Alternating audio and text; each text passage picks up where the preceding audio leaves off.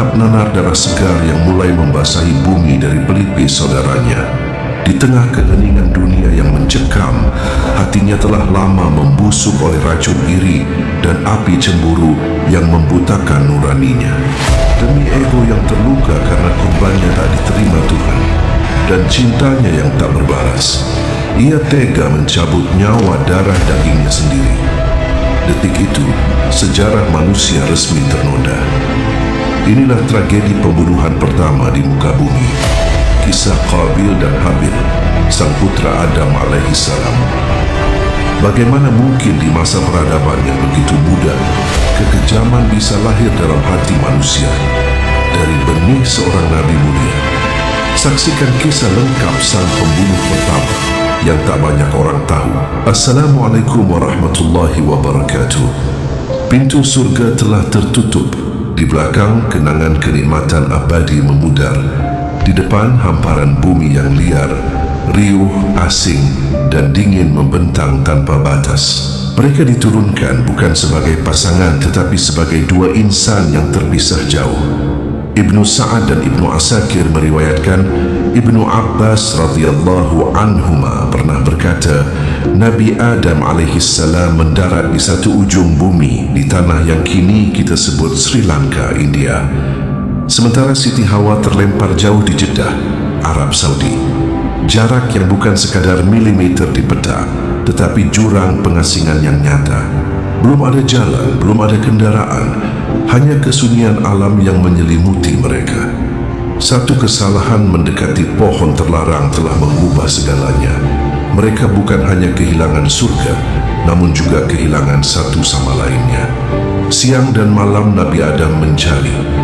Langkahnya menyisir lembah dan bukit yang tak berujung, namun bayangan Siti Hawa tak juga tampak. Hingga suatu ketika, dalam kelelahan dan kelaparan yang mendera, dengan taufik Sang Maha Kuasa, jalan pertemuan pun terbuka. Di tengah keputusasaan, dua sosok yang saling merindukan itu akhirnya dipertemukan di sebuah bukit. Bukit yang kini dikenal sebagai Jabal Rahmah atau Gunung Kasih Sayang. Wajah Nabi Adam yang sebelumnya keruh kembali bersinar.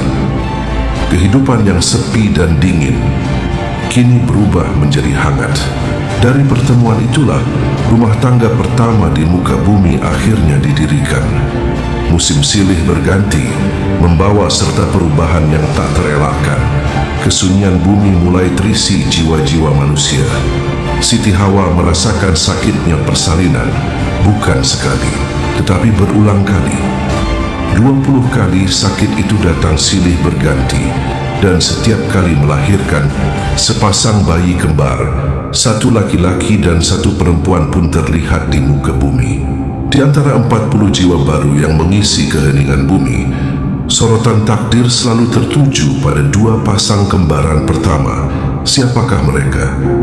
Mengapa kisahnya masih sering digaungkan sampai sekarang dan hanya berfokus pada keduanya? Mari kita temukan jawabannya bersama, tetap bersama Nur Okulta. Siti Hawa merasakan sesuatu yang asing, sebuah rasa sakit yang tak pernah ia kenal di surga. Nabi Adam berdiri di sampingnya, penuh cemas namun tak berdaya. Kehidupan di bumi tidak semudah di surga. Ia harus ditebus dengan penuh pengorbanan, air mata, keringat dan perjuangan. Di tengah rasa sakit yang luar biasa, akhirnya suara yang belum pernah ada sebelumnya di alam semesta mulai terdengar. Tangisan bayi-bayi.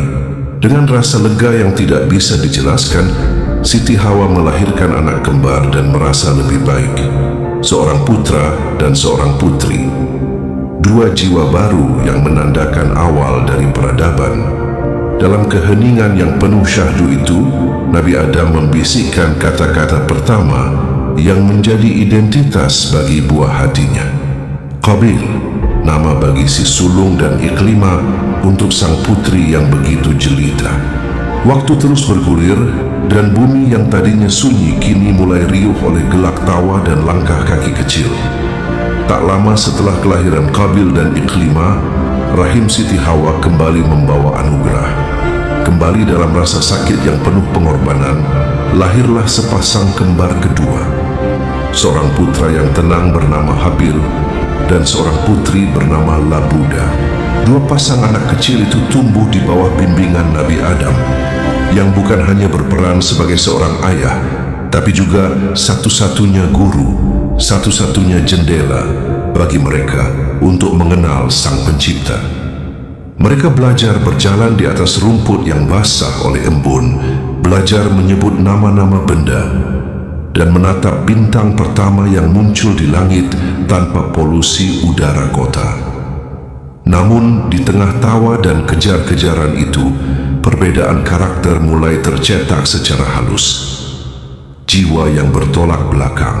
Kabil tumbuh dengan tubuh yang kuat, sorot mata tajam, dan jiwa yang menyukai tanah. Ketika ia menemukan batu yang indah, ia meremasnya erat. Tak ingin ada orang lain yang memilikinya. Ia menggarap bumi, menanam benih, memeras keringatnya sendiri. Tangannya kasar oleh kerja, dadanya dipenuhi rasa bangga atas hasil usahanya sendiri sebagai petani. Habil berbeda. Ia lembut, pendiam, lebih sering menyendiri di padang rumput dan memperhatikan semut yang berbaris atau burung yang hinggap. Habil belajar bahwa ada kehidupan lain di luar dirinya dan menyadari hewan juga membutuhkan perlindungan, bukan penguasaan. Hingga ia tumbuh menjadi seorang pengembala yang tulus dan penuh kasih sayang. Matanya tenang, lisannya ringan menyebut nama Allah di setiap usahanya. Sebuah kontras watak yang tajam. Kabil mencintai hasil tangannya, sedangkan Habil mencintai Rabb yang menciptakan tangannya. Namun, di balik harmoni keluarga pertama ini, sebuah ujian besar mulai membayangi. Sebuah aturan surgawi turun melalui lisan sang ayah ketika anak-anak pertamanya beranjak dewasa. Mereka harus menikah untuk melanjutkan keturunan manusia. Di masa awal peradaban, pernikahan pertama di muka bumi ditetapkan dengan hukum khusus dan berbeda dari sekarang. Allah menurunkan wahyu yang menjadi ujian pertama bagi akal dan hawa nafsu mereka. Aturan itu tegas. Anak kembar tidak boleh menikah dengan saudara kembarnya sendiri, tetapi dengan saudara dari kelahiran yang berbeda. Sebuah kawin silang pertama agar garis keturunan manusia menyebar dan tidak sempit. Qabil, you shall marry Labuda, Habil's twin sister. Habil, you shall marry Iqlima, Qabil's twin sister. Apakah perintah itu diindahkan atau justru diabaikan? Disinilah akar retakan pertama dalam sejarah kemanusiaan dimulai. Bagi Habil yang hatinya terbiasa merawat dan melepas, aturan ini diterima dengan lapang dada. If it is the command of Allah, then I accept it, Father.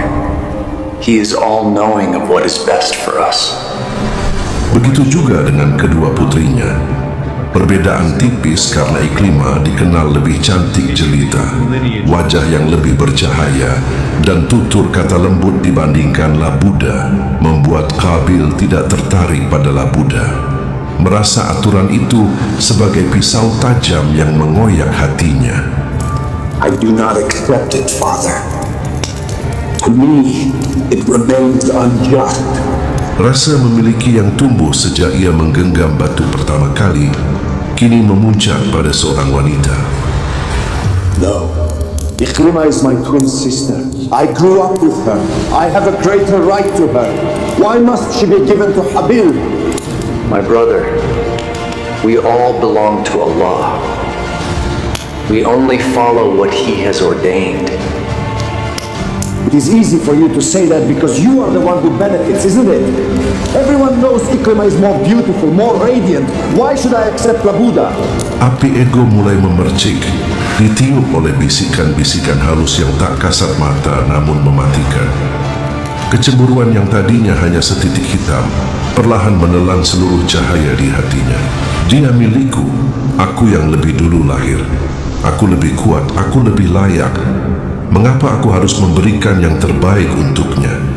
Namun aturan Allah tidak bisa ditawar. Iqlima diperuntukkan hanya bagi Habil. Sejak hari itu, cara Qabil memandang saudaranya berubah.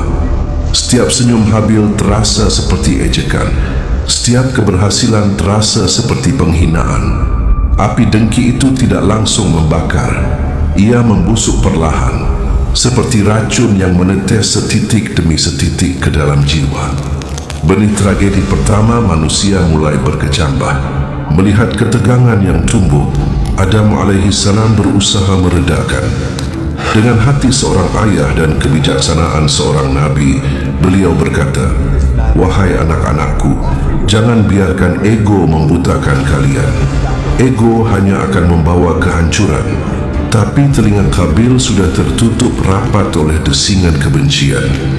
Ia tidak lagi mendengar suara ayahnya, melainkan bisikan setan yang meniup api permusuhan. Di antara dua saudara itu, kini berdiri dua dunia yang tak bisa bersatu. Sang ayah pun menyampaikan solusi yang dituntun oleh Sang Ilahi. "Serahkanlah perkara ini kepada Allah. Persembahkanlah kurban kalian. Siapa yang diterima, dialah yang benar." Dalam kebuntuan itu datanglah keputusan dari langit untuk menguji siapa yang benar. Mereka diminta mempersembahkan kurban. Aturannya sederhana namun menentukan.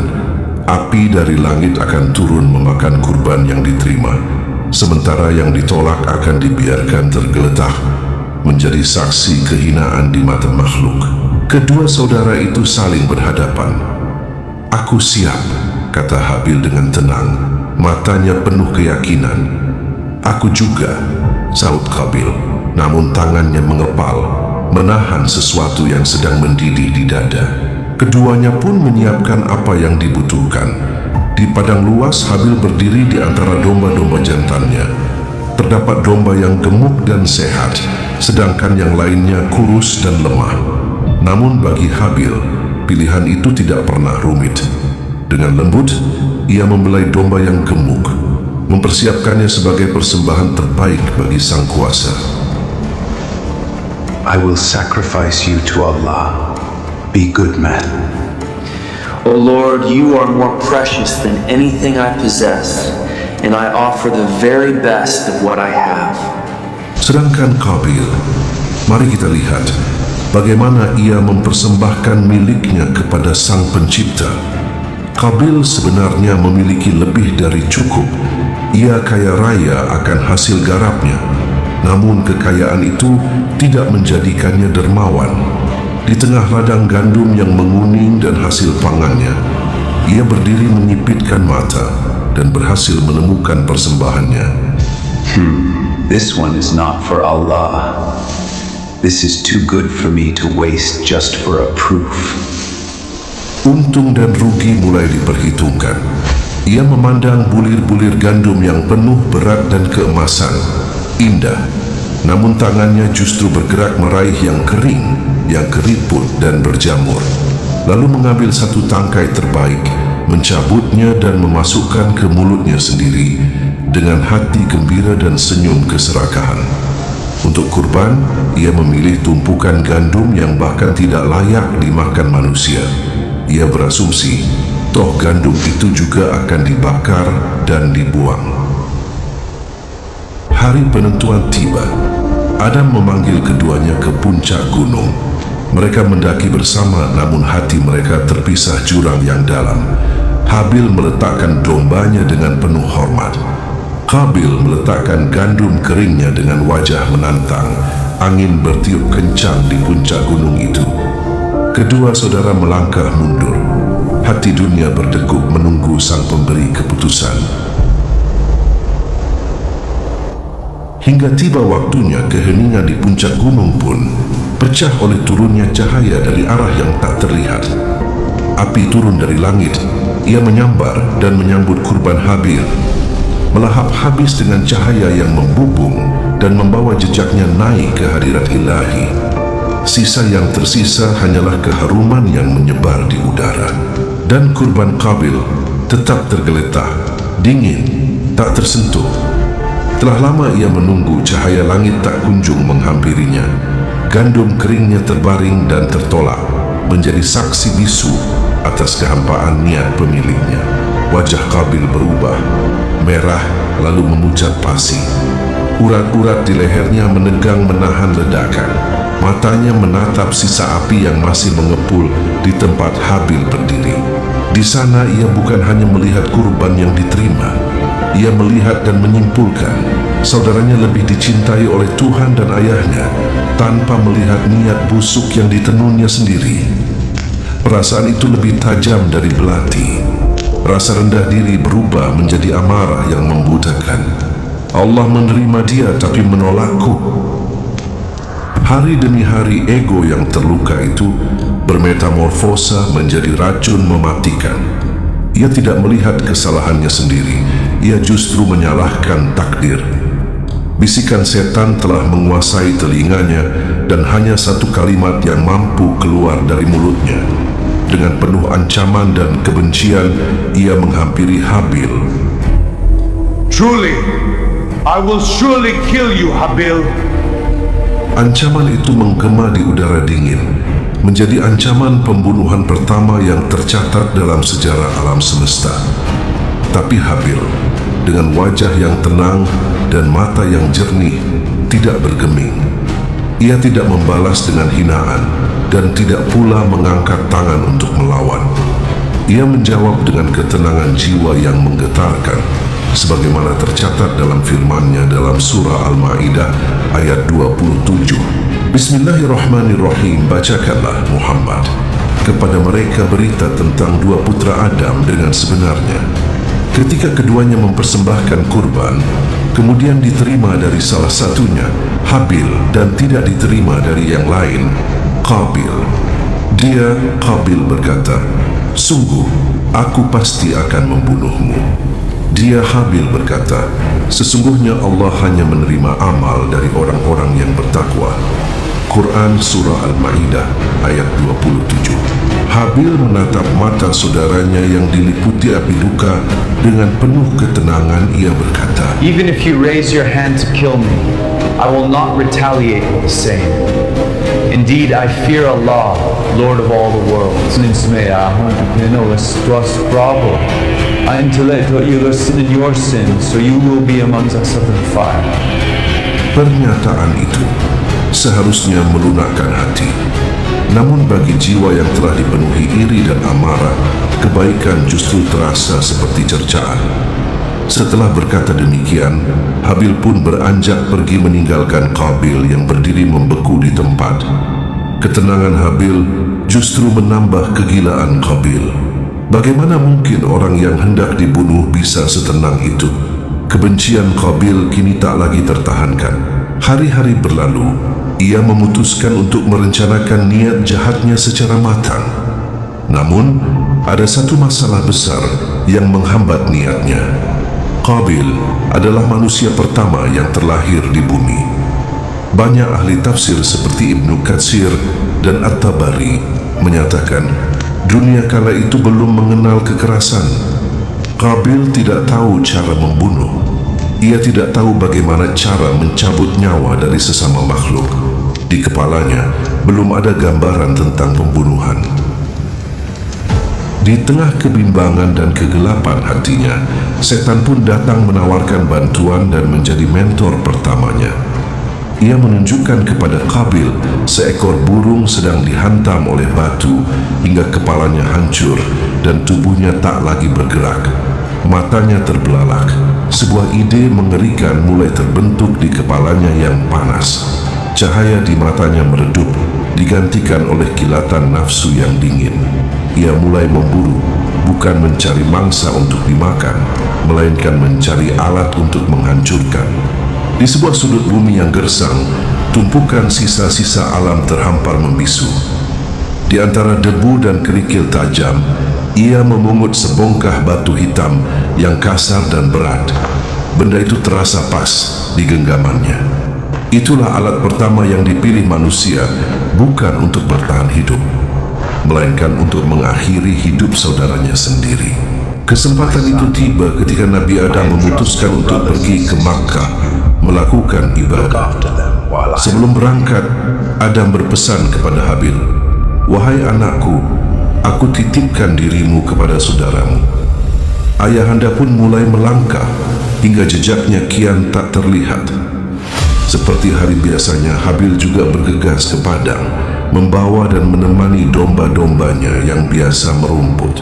Sembari duduk melihat domba-dombanya dari kejauhan, Habil tertidur damai dengan alunan angin sepoi. Ia pun terlelap di atas padang rumput yang hijau. Tanpa disadari, saudara kandungnya ternyata mengikutinya sedari awal, menunggu kesempatan. Ketika momen itu datang, Qabil sudah berada di atas kepalanya, membawa batu sebagai senjata. Di bawah pengaruh bisikan setan yang semakin berisik, Qabil mengangkat batu itu tinggi-tinggi. Lalu dengan sekuat tenaga dan hati yang sudah membatu menghantamkannya ke kepala Habil, adiknya sendiri. Satu pukulan, darah segar dari pelipis Habil mulai memercik ke rumput kering. Habil meninggal dunia. Ia menjadi syahid pertama di muka bumi. Qabil berdiri di atas mayat saudaranya, napasnya tersengat. Ia memegang batu berdarah itu dengan gemetar. Pandangannya gelap. Baru menyadari apa yang telah ia lakukan. Bukan hanya kehilangan saudara, ia telah kehilangan kemanusiaannya sendiri. What have I done? Tapi tragedi ini belum berakhir. Rasa bersalah itu belum muncul. Yang ada hanyalah kebingungan yang mengerikan. Qabil menatap tubuh tak bernyawa, tidak tahu harus berbuat apa. Ia mencoba menggendong mayat itu, berjalan jauh meninggalkan tempat kejadian, berharap tubuh itu hilang entah kemana. Namun tubuh sang adik makin lama makin berat, seolah beban dosa mulai menyergap tulang belulangnya. Dalam keputusasaan, ia meletakkan tubuh Habil kembali ke tanah. Bingung dan tak tahu cara menutup aib yang diperbuat, ia tak tahu cara mengubur mayat. Di saat kehampaan itu, datanglah sang mentor dari langit yang tak terduga. Seekor gagak terbang mendekat, seperti yang tercantum dalam firman-Nya, Bismillahirrahmanirrahim. Kemudian Allah mengirim seekor burung gagak untuk menggali tanah, supaya dia memperlihatkan kepadanya bagaimana cara mengubur mayat saudaranya. Qabil berkata, "Celakalah aku. Mengapa aku tidak mampu berbuat seperti burung gagak ini, sehingga aku dapat mengubur mayat saudaraku?" Maka jadilah dia termasuk orang-orang yang menyesal. Quran Surah Al-Maidah ayat 31. Qabil menyadari keterbatasannya. Penyesalan memang selalu datang di akhir kejadian. Ia merasa hina, bahkan seekor burung hitam itu lebih tahu cara menghormati kehidupan daripada dirinya. Dengan perasaan hancur, ia pun mulai menggali tanah untuk menutupi saksi kesalahannya. Ia menguburkan Habil, namun ia tidak bisa mengubur rasa sesal yang selamanya akan menghantui langkahnya sebagai pembunuh pertama di muka bumi. Tanah telah menelan jenazah Habil, namun tanah itu seolah menolak menyimpan rahasia Qabil. Kuburan itu mungkin tertutup, tetapi dosa yang tertanam di dalamnya menancap kuat dan mulai bertunas kejahatan yang akan mengikuti sejarah manusia hingga akhir zaman. Angin terasa lebih dingin, langit terasa lebih gelap. Bagi Qabil, bumi ini bukan lagi rumah, melainkan pengadilan besar yang tanpa henti menghujatinya. Allah menetapkan hukuman yang tidak kasat mata, namun lebih pedih daripada duri. Tanah menjadi tandus, tidak mau lagi mengeluarkan tanaman subur untuknya. Apapun yang ia tanam akan tumbuh layu dan mati sebelum waktunya. Ia menjadi seorang pengembara, naibuz zolimin, seorang yang tersesat dan terbuang. Ia berjalan menyusuri bumi, membawa satu beban yang tak akan pernah bisa dilepaskan, yakni ingatan tentang wajah saudaranya saat nyawanya melayang. Dari kegelapan yang pernah diperbuat pertama kalinya, Allah menurunkan firman yang menjadi tinta merah dalam sejarah kemanusiaan, sebuah peringatan yang tegas dari peristiwa tragis di bukit itu. Bismillahirrahmanirrahim. Oleh karena itu kami menetapkan bagi Bani Israel bahwa siapa yang membunuh seseorang bukan karena orang yang dibunuh itu telah membunuh orang lain atau karena telah berbuat kerusakan di bumi, maka seakan-akan dia telah membunuh semua manusia. Sebaliknya, siapa yang memelihara kehidupan seorang manusia, dia seakan-akan telah memelihara kehidupan semua manusia. Sungguh Rasul-Rasul kami benar-benar telah datang kepada mereka dengan keterangan-keterangan yang jelas. Kemudian sesungguhnya banyak di antara mereka setelah itu melampaui batas di bumi. Quran Surah Al-Ma'idah ayat 32. Kisah Qabil dan Habil dari darah daging yang sama menjadi pengingat pahit bagi kita bahwa musuh terbesar manusia bukanlah sosok asing dari antah berantah yang tak kita kenal, melainkan berasal dari yang paling kita kenal, yakni ego dan amarah yang bersemayam dalam dada kita sendiri. Qabil akhirnya menyadari membunuh saudaranya tidak membuatnya memenangkan cinta, tidak pula membuatnya lebih terhormat di mata Tuhan. Ia justru menjadi tawanan penyesalan yang abadi sampai akhir hayat, menjadi aib pembunuh pertama sampai akhir zaman. Tragedi antara Qabil dan Habil bukan sekadar cerita tentang dua bersaudara ribuan tahun lalu.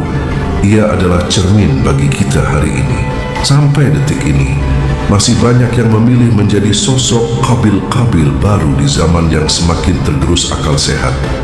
Mereka yang tega menjatuhkan saudaranya demi jabatan, mereka yang memutus silaturahim karena warisan setapak, hingga mereka yang tega membunuh sesama hanya karena merasa paling benar dan kuat, juga masih sering terjadi sampai sekarang. Kita sering lupa bahwa kurban yang paling suci bukanlah apa yang kita persembahkan di atas altar, melainkan kemampuan kita untuk menyembelih sifat keakuan di dalam sanubari terdalam.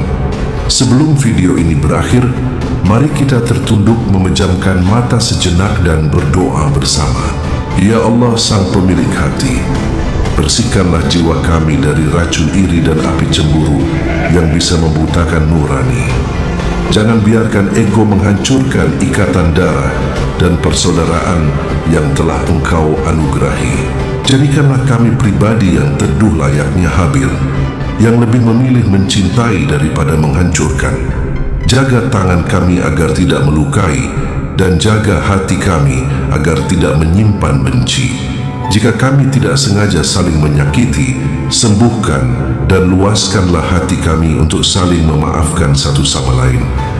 Jadikanlah kami tidak pulang kepadamu dengan membawa luka di hati saudara-saudara kami. Amin ya Rabbal Alamin.